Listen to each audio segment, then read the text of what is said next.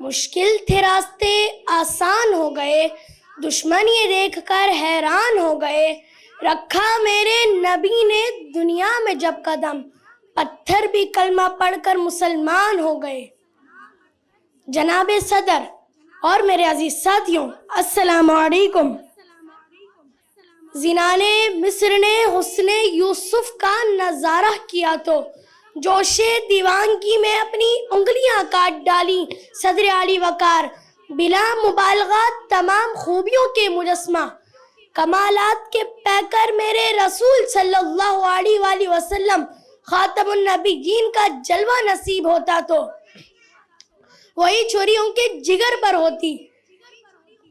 عشق و مستی میں جو بھی تسلیم و رضا کے خنجر سے ذبح ہو جائے، یقیناً اس تک پہنچنے سے پہلے موت خود مر جاتی ہے۔ ایک بار جو اس در پر آ گیا، اسے کسی اور در کی حاجت نہ رہی۔ جو حضور کے قدموں میں آ بیٹھا، وہ بڑے بڑے شہنشاہوں کے سر چڑھا۔ اس نے آپ کی تلوار دیکھی، وہ اغیار کی نظروں سے بے نیاز ہو گیا کہ نگاہ عشق و مستی میں وہی اول وہی آخر، وہی قرآن وہی فرقان، وہی یاسین وہی طٰہٰ۔ میرے عزیز ساتھیوں، پوری کائنات کے مذہبی پیشوا، سماجی اور سیاسی رہنما، محسن انسانیت تو ہی کامل کا ورد کرتے سنائی دیتے ہیں۔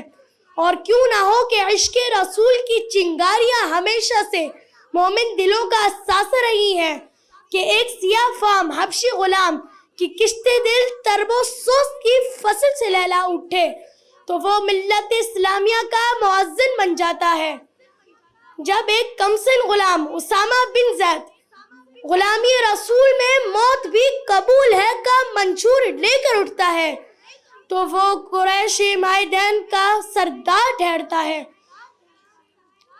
کہ جب نگاہ عشق و مستی میں وہی اول وہی آخر ہو تو حضرت ابو بکر صدیق رضی اللہ تعالی عنہ سانپ کا کاٹنا برداشت کر لیتے ہیں لیکن اف نہیں کرتے۔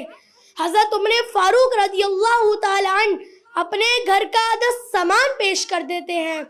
حضرت عثمان غنی آپ صلی اللہ علیہ وآلہ وسلم خاتم النبیین ختم الرسل کے بغیر عمرہ ادا نہیں کرتے۔